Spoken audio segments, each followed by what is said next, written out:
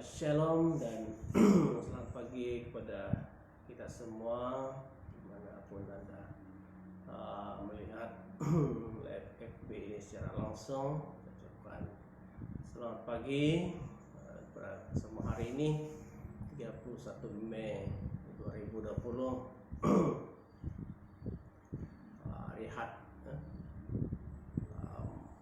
Jadi untuk pelajaran kita ataupun firman Tuhan yang akan kita belajar bersama pada pagi hari ini terambil ataupun saya petik daripada teks firman Tuhan yang terdapat dalam kitab 1 Korintus bab yang ketiga ayat yang ke-16 ya. 1 Korintus pasal ataupun bab yang ketiga ayat 16 berkata seperti begini. Ayat yang ke-16, tidak tahukah kamu bahwa kamu adalah bait Allah dan bahwa Roh Allah diam di dalam kamu? Nah, itulah kata firman Tuhan. Nah, sebenarnya kepada semua jemaat Tuhan, kepada jemaat SIB Kayau khususnya, ini sebenarnya adalah lanjutan daripada petikan-petikan ataupun renungan-renungan firman Tuhan yang saya kirim sepanjang satu minggu ini ya. Jadi tahu ini adalah lanjutan saja. Jadi apa yang saya mau kita pelajari pada hari ini daripada ayat ini ataupun tema firman Tuhan pada hari ini yaitu sikap hati atau hidup kita terhadap Roh Kudus ya. Nah, seperti yang diungkapkan oleh Rasul Paulus kepada jemaat di Korintus ya, yang kita baca sebentar tadi, dikatakan oleh firman Tuhan bahwa kata Paulus, kamu adalah bait Allah. Kamu adalah bait Allah dan Roh Allah diam di dalam kamu, kata Rasul Paulus. Artinya saudara, Roh Allah yaitu Roh Kudus ada di dalam diri kita. Roh Kudus Allah yang selalu beserta dengan kita. Roh Kudus yang senantiasa menghibur kita tatkala kita dalam kesusahan, tatkala kita dalam kesedihan. Roh Kudus yang menghibur kita ya, kalau kita dalam duka cita. Roh Kudus lah yang senantiasa bekerja bersama dengan kita sehingga apa yang kita perbuat, apa yang kita usahakan berhasil. Kenapa? Karena ada Roh Kudus senantiasa bekerja di dalam diri kita. Bahkan Roh Kudus Tuhan yang senantiasa memberi kita hikmat, kebijaksanaan yang tertinggi dalam kita menghadapi situasi apapun yang ada dalam kehidupan ini. Nah, dalam kitab Injil Yohanes, saya akan membaca dalam Yohanes 14 ayat ke-26 berkata seperti demikian. Tetapi penghibur yaitu Roh Kudus yang akan diutus oleh Bapa dalam namaku, Dialah yang akan mengajarkan segala sesuatu kepadamu dan akan mengingatkan kamu akan semua yang telah kukatakan kepadamu. Penghibur yaitu Roh Kudus yang diutus oleh Bapa dalam namaku, kata Yesus. Dia akan mengajar segala sesuatu kepadamu dan akan mengingatkan kamu akan semua yang telah kukatakan kepadamu. Demikianlah kata Tuhan Yesus. Saudaraku yang berbahagia yang saya kasih dalam nama Tuhan Yesus Kristus, tahukah kita bahwa pada hari ini, pada hujung minggu ini, kalau bulan Mei ya, bulan Mei selalunya orang menyambut pesta Kaamatan atau pesta Kaamatan. Kalau pergi ke DCE memang sangat ramai, tetapi pada tahun ini terbatal oleh karena kesan daripada pandemi COVID-19. Tetapi rupanya pada hari ini juga kita mengingatkan sejarah yang terjadi dalam kitab Kisah Para Rasul. Dalam kitab Kisah Para Rasul, yaitu pada hari ini adalah hari raya Pentakosta, sesuai dengan kisah sejarah dalam Alkitab.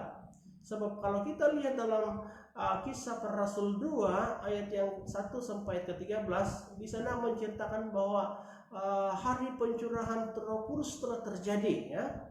Di mana ketika para murid Kristus sedang berdoa, lalu kata Alkitab, ketika mereka sedang berdoa, itulah pencurahan Roh Kudus yang luar biasa sekali, ya. Ada beberapa tanda-tanda ajaib yang terjadi pada hari itu, di mana ketika mereka sedang berdoa, kelihatanlah lidah-lidah api menghinggapi mereka. Terjadilah angin keras, tiupan angin yang keras, kata firman Tuhan. Lalu kata firman Tuhan, penuhlah para murid Kristus yang sedang berdoa pada waktu itu, penuhlah mereka dengan kuasa Roh Kudus, ya. Penuhlah mereka dengan kuasa Roh Kudus. Dalam arti kata, kehidupan mereka menjadi luar biasa, ya. Orang yang memiliki kuasa Roh Kudus kehidupannya luar biasa, pelayanan mereka juga menjadi luar biasa. Itulah yang terjadi dalam Kisah Para Rasul. Dan ketika mereka berdoa, saudara, mereka berdoa, kata firman Tuhan, dalam bahasa asing di tempat itu. Bahkan lewat perkataan para Roh Kudus, sekali Petrus berkhotbah, saudara, 3.000 orang bertobat. Bukankah itu suatu perkara yang luar biasa, ya? Pelayanan mereka luar biasa, kehidupan mereka luar biasa. Mereka melakukan tanda-tanda yang ajaib sehingga orang-orang takut pada mereka pada saat itu. Roh Kudus pekerjaannya sungguh luar biasa, saudaraku. Nah, itulah kejadian ajaib yang berlaku pada hari Pentakosta yang kita ingati kejadiannya. Dan sampai pada hari ini, saudara, sampai pada hari ini, yang mana lawatan Allah yang luar biasa dengan Roh Kudusnya. Kita tahu bahwa inilah yang telah dinubuatkan dalam Perjanjian Lama. Artinya nubuatan itu telah digenapi oleh Tuhan. Dan maka itu sampai pada saat ini kita tahu Roh Kudus Tuhan terus bekerja dalam kehidupan kita, sehingga memampukan kita, menguatkan kita, menghibur kita, dan kita dapat melakukan, kita dapat bekerja. Roh Kudus Tuhan itulah yang berkarya dalam diri kita. Roh Kudus Tuhan itulah yang berkarya dalam hati kita, dengan tujuannya supaya kita selalu hidup sesuai dengan jalan yang ditunjukkan oleh Roh Kudus di dalam kehidupan kita. Saudaraku yang kekasih dalam nama Tuhan Yesus Kristus. Namun begini, kita tahu ada Roh Kudus di dalam diri kita. Kita tahu Roh Kudus yang telah diberikan oleh Tuhan kepada kita agar berkarya di dalam diri kita. Namun persoalannya adalah begini, ya. Bagaimana sikap hati kita? Bagaimana sikap hati saudara? Bagaimana sikap hati kita yang sebenarnya terhadap Roh Kudus? Nah, ini yang kita perlu tahu. Ini yang saya mau bicarakan kepada kita. Bagaimana sepatutnya sikap hati kita terhadap Roh Kudus, ya. Kita tahu Roh Kudus itu diberikan oleh Tuhan kepada kita, berkarya dalam diri kita. Bila Roh Kudus sudah dalam diri kita, Dia tidak akan meninggalkan kita. Tapi bagaimana sikap hati kita, hidup kita terhadap Roh Kudus? Dan di antaranya, saudara, ada beberapa poin yang saya sediakan, yaitu yang pertama, kalau kita lihat dalam surat Paulus kepada jemaat di Efesus pasal 4 yang ke-30, yaitu yang pertama, jangan kita mendukakan Roh Kudus, ya. Jangan kita mendukakan Roh Kudus. Efesus 4 ayat 30 saya akan bacakan, berbunyi seperti demikian, ataupun berkata seperti demikian. Dan janganlah kamu mendukakan Roh Kudus Allah yang telah memeteraikan kamu menjelang hari penyelamatan. Janganlah kamu mendukakan Roh Kudus. Jangan kita mendukakan Roh Kudus. Nah, apa yang dimaksudkan dengan kata jangan mendukakan Roh Kudus Allah? Ya. Kata mendukakan, saya lihat ini dalam terjemahan bahasa asli Yunani, kata mendukakan yang terdapat dalam Efesus 4 ini ayat 30 disebut kata dengan satu kata yaitu lupio. Lupio yang berarti menyedihkan, merasa sedih, menyakiti atau merusak. Maka itu saudara, sebelumnya kita harus tahu bahwa Roh Kudus juga punya perasaan seperti kita. Jikalau kita didukakan, kita pasti merasa sedih, merasa kecewa, bukankah begitu? Nah, demikianlah ataupun begitu juga dengan Roh Kudus. Maka itu saudara, persoalannya bagaimana kita dapat mendukakan Roh Kudus dalam kehidupan kita. Apa yang telah kita perbuat sehingga boleh mendukakan Roh Kudus? Nah, itu persoalannya. Nah, yaitu yang pertama, kita dapat mendukakan Roh Kudus dengan cara tindakan hidup kita, cara hidup kita, pola hidup kita. Jikalau hidup kita ini sama seperti orang yang tidak ataupun belum percaya kepada Tuhan, kita boleh mendukakan Roh Kudus. Yang kedua, kita boleh mendukakan Roh Kudus andainya kita hidup ataupun andainya kita menyerahkan hidup kita kepada perbuatan dosa dan dosa, Jadi jangan melakukan perbuatan dosa, karena perbuatan ini boleh mendukakan Roh Kudus, Yang ketiga, kita juga boleh mendukakan Roh Kudus jikalau kita selalu berdusta. Semua orang tahu berdusta, bohong, perbuat amarah, percabulan, dan perbuatan-perbuatan bermacam-macam lagi, perbuatan duniawi, kehidup dalam kedagingan. Saudaraku, hal seperti inilah yang boleh membuat Roh Kudus didukakan. Jadi apakah perbuatan kita yang akan membuat Roh Kudus senang? Yaitu dengan cara jikalau kita hidup dalam pelayanan, saya suka melayani Tuhan. Saya harap saudara juga suka melayani Tuhan dengan apapun bidang cara yang telah Tuhan percayakan, karunia yang telah Tuhan berikan, gunakan untuk melayani Tuhan. Roh Kudus senang kalau kita suka melayani Tuhan, suka melayani Tuhan, suka berdoa bersama dengan Tuhan, suka bersaksi secara rohani dan lain lagi yang sesuai dengan ajaran Alkitab. Makanya saudara, setiap hari mari kita koreksi, Setiap hari mari kita koreksi di dalam kehidupan kita. Apakah dalam kehidupan kita ini membuat Roh Kudus senang ataupun membuat Roh Kudus didukacitakan. Nah, kalau kita senang bila tidak didukakan, haruslah kita juga berbuat demikian. Kita harus juga berbuat yang baik juga kepada Roh Kudus. Kita harus membuat Roh Kudus senantiasa senang di dalam kehidupan kita, dengan tingkah laku yang baik, perbuatan dan kasih kita. Dan lalu biarlah daripada kehidupan kita selalu mencerminkan gaya hidup yang baik, yang selalu memuliakan Bapa kita di surga, memuliakan Allah Bapa yang Maha Kuasa.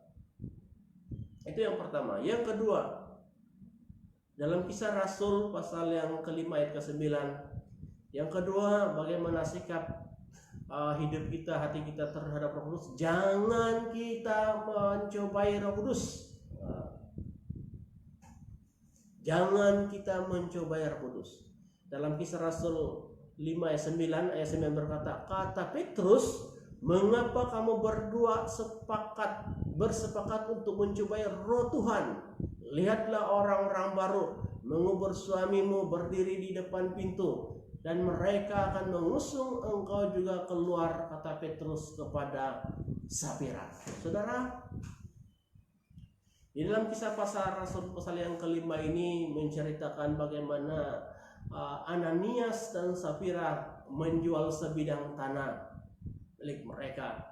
Lalu ketika mereka mendapat peluang itu, saudara, apa yang mereka lakukan? Mereka dengan sepakat suami dan istri. Ananias dan Safira sepakat untuk menahan sebagian daripada hasil penjualan tanah itu, dan sebagian itu mereka serahkan, mereka bawa ke depan para rasul. Kemudian apa terjadi di sana? Petrus bertanya kepada Ananias, hanya sebagian ini, hanya inikah saja hasil penjualan tanahmu itu? Lalu kata Ananias, iya. Apa kata Petrus? Mengapa engkau mencobai Roh Kudus? Ketika Petrus berkata sedemikian, lalu putuslah nyawa Ananias, dia mati dan dia diusung keluar. Diusung keluar dan dikuburkan. Saudara, fatal sekali, parah sekali hidup orang yang mencobai Roh Kudus. Kemudian Safira tunggu, mana Ananias belum lagi balik suaminya. Ditunggu suaminya belum balik. Di mana ini suaminya pergi? Kenapa dia lama sangat, baru hanya hantar hasil jualan tanah. Kemudian Safira pergi mencari Ananias suaminya. Dia jumpa Petrus. Lalu Petrus bertanya kepada Safira. Dia bertanya, hanya inikah saja hasil penjualan tanah itu? Lalu Safira katakan, betul, hanya itu saja. Nah, lalu Petrus berkata kepada Safira dalam ayat kelima, mengapa kamu berdua? Berdua artinya mereka suami istri ya. Kamu berdua bersepakat untuk mencobai Roh Tuhan. Nah, keduanya suami dan istri ini bersepakat mencobai Roh Tuhan. Suami istri, saya lagi, suami istri ini bersepakat mencobai Roh Tuhan. Kemudian saat Petrus berkata demikian, Safira juga mati. Kedua-duanya yang bersepakat mencobai Roh Tuhan mati keduanya. Fatal sekali ya. Parah sekali nasibnya orang yang mencobai Roh Tuhan. Saudara, jangan kita coba-coba mencobai Roh Tuhan. Jangan kita coba-coba untuk mencobai Roh Kudus Tuhan, karena parah sekali akibatnya. Jangan katakan, tidak apa-apa juga. Ya, tidak apa-apa juga, tidak ya sembahyang di rumah bukan pastor tahu. Jangan, pastor memang tidak tahu kamu sembahyang di rumah tidak itu tidak apa-apa. Ya, saya tidak tahu. Tapi jangan mencobai Roh Tuhan. Tuhan tahu. Jangan katakan, wah mungkin kalau bulan ini kita terima gaji atau pendapatan atau apapun yang kita terima, lalu suami istrinya sepakat, kita tidak perlu bayar, tidak perlu bagi persepuluhan pada bulan ini. Pastor tidak tahu juga, ataupun pemimpin sidang tidak tahu juga. Ya betul, pastor tidak tahu. Pemimpin gereja juga tidak tahu. Tapi saudara, jangan engkau coba-coba mencobai Roh Tuhan, Roh Kudus Tuhan. Ya. Memang manusia tidak tahu, tapi Roh Kudus Tuhan tetap melihat apa yang kau perbuat. Ya. Tidak tersembunyi baginya. Jangan engkau cobai. Ya. Parah sekali akibatnya. Jangan mencobai Roh Tuhan. Itu sikap kita. Jangan mencobai Roh Kudus. Yang ketiga, bagaimana sikap hati kita kepada Roh Kudus, yaitu dalam Kisah Rasul 7. Kisah para Rasul 7 ayat 51.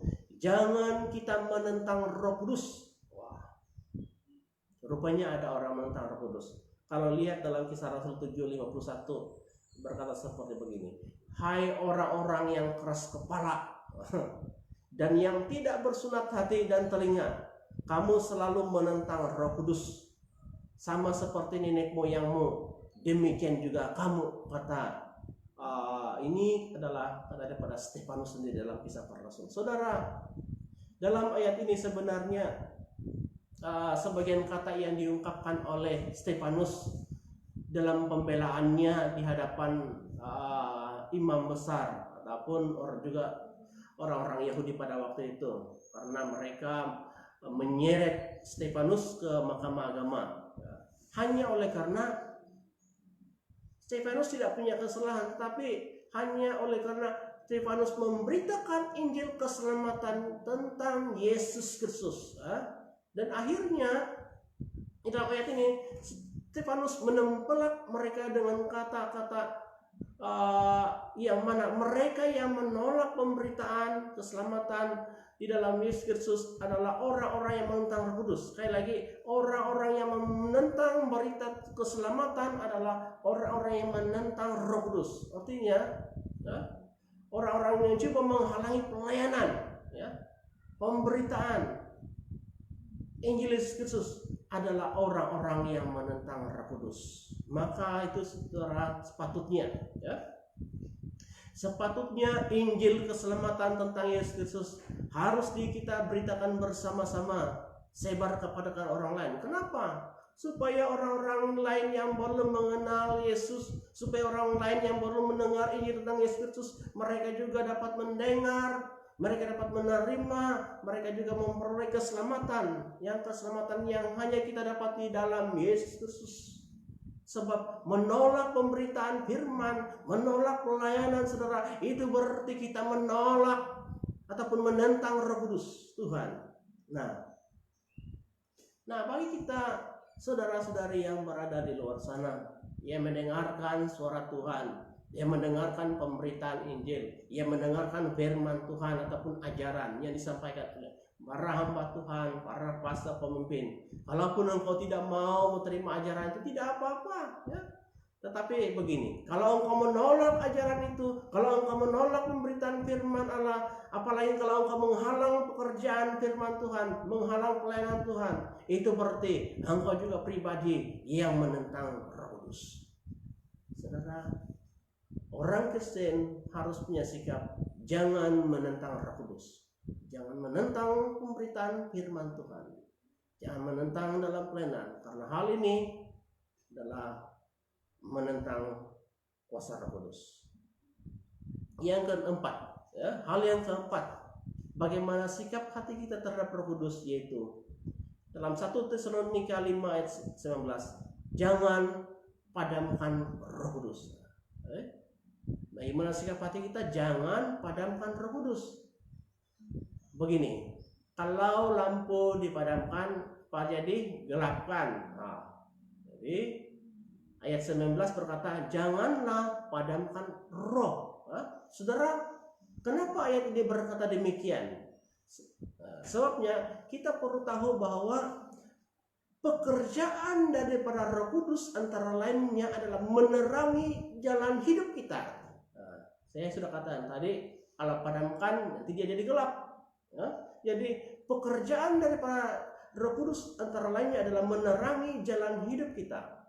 Roh Kudus itulah yang menuntun jalan hidup kita, yang menunjukkan jalan mana yang harus kita lalui, mana jalan yang harus kita jalani di dalam kehidupan ini. Maka itu saudara, kalau kita memadamkan karya daripada Roh Kudus yang berkarya dalam kehidupan kita, maka akhirnya hidup kita berjalan di dalam kegelapan. Akhirnya hidup kita berjalan dalam kejahatan.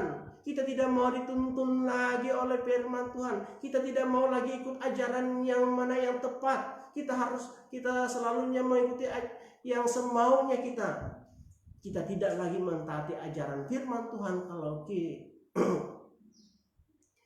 kalau kita padam karya Roh Kudus berkarya dalam kehidupan. Tetapi sebagai orang Kristen yang percaya pada Tuhan, seharusnya orang Kristen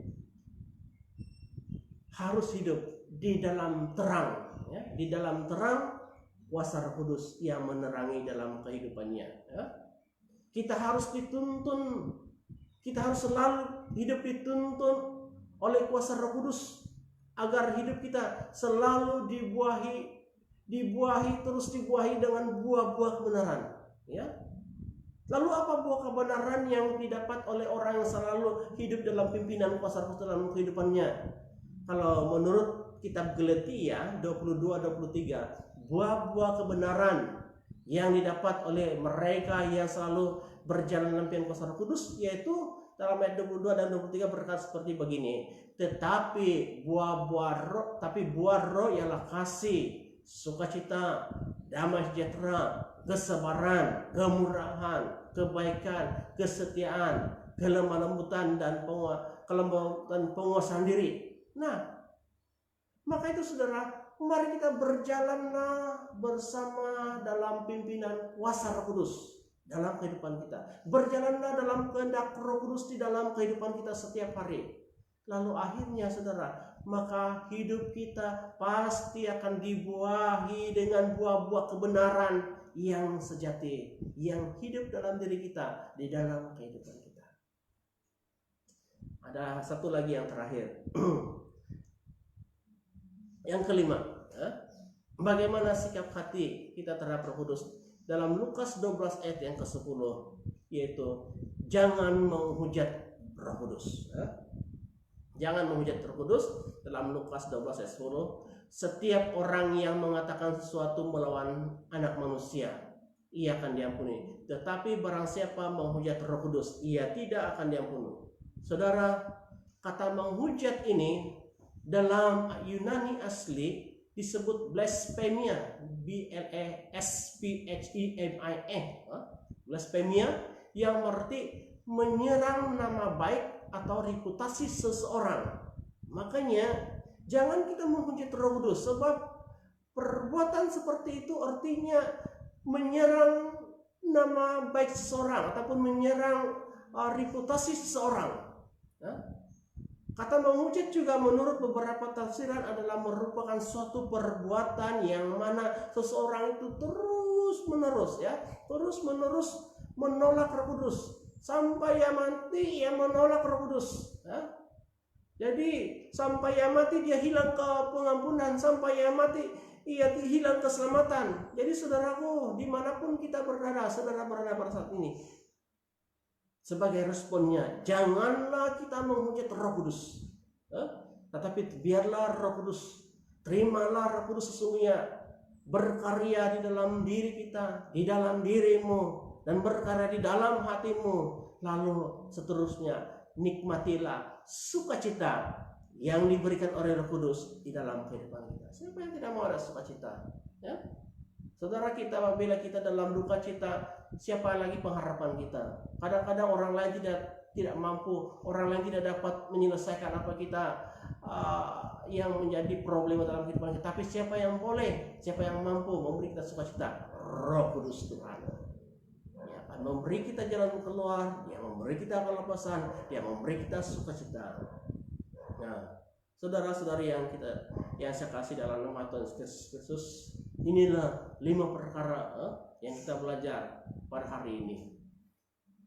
Bagaimana sikap hati kita terhadap Roh Kudus? Bagaimana sikap kita sebagai orang percaya kepada Roh Kudus? Yang mana Roh Kudus Tuhan yang telah diberikannya secara cuma-cuma kepada kita. Maka itu saudara, bagaimana pendapatmu? Dan apa responmu akan firman Tuhan yang kita belajar pada hari ini, bersama pada hari ini?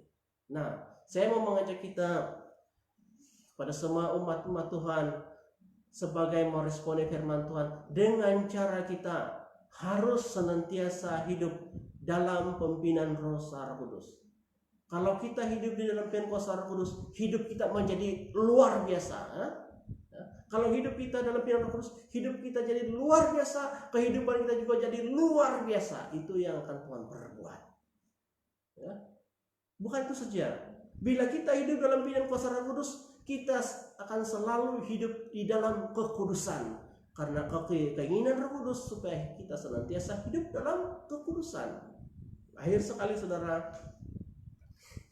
sebelum menutup saya ucapkan selamat hari Pentakosta kepada kita semua, dan terima kasih atas kesetiaan saudara semua mendengarkan ajaran firman Tuhan pada hari ini dimanapun kita berada. Maka itu marilah kita selalu hidup dalam pimpinan kuasa Roh Allah. Tetaplah hidupmu dalam bersemangat dalam pimpinan Roh Kudus. Tetaplah hidup kita berjaga-jaga dan selalu berdoa kepada Tuhan kita Yesus Kristus. Terima kasih. Immanuel, Tuhan bersertamu dimanapun kita berada. Puji Tuhan.